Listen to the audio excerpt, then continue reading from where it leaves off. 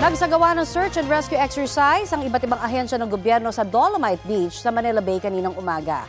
May ulat on the spot si Oscar Oida. Oscar?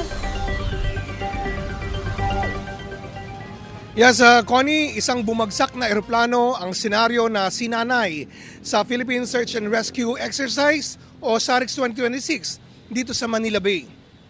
Sa nasabing pagsasanay ay agad na rumisponde ang mga tauhan ng Armed Forces of the Philippines, Philippine Coast Guard, mga ospital at iba pang ahensya ng pamahalaan.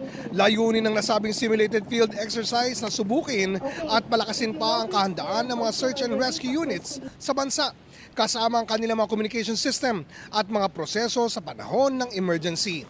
Ang exercise ay pinangunahan ng Civil Aviation Authority of the Philippines o CAAP sa pamamagitan ng Philippine Aeronautical Rescue Coordination Center.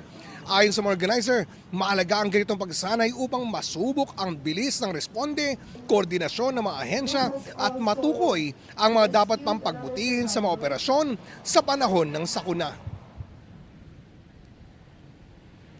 May mga situation na ang search and rescue ay hindi sa dagat, kundi sa bundok at sa malalayong lugar.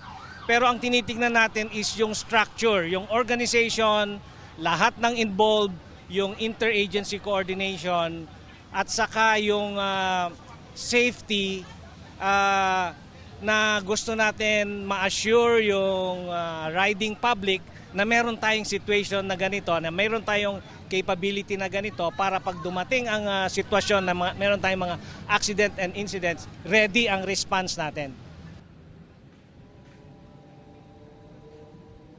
Samantala, Connie, tumagal ang nasabing operasyon ng kulang-kulang isang oras within the golden hour na tinatawag para daw maisakatuparan ang nasabing rescue operation sa ganung senaryo. Connie? Maraming salamat, Oscar Oida.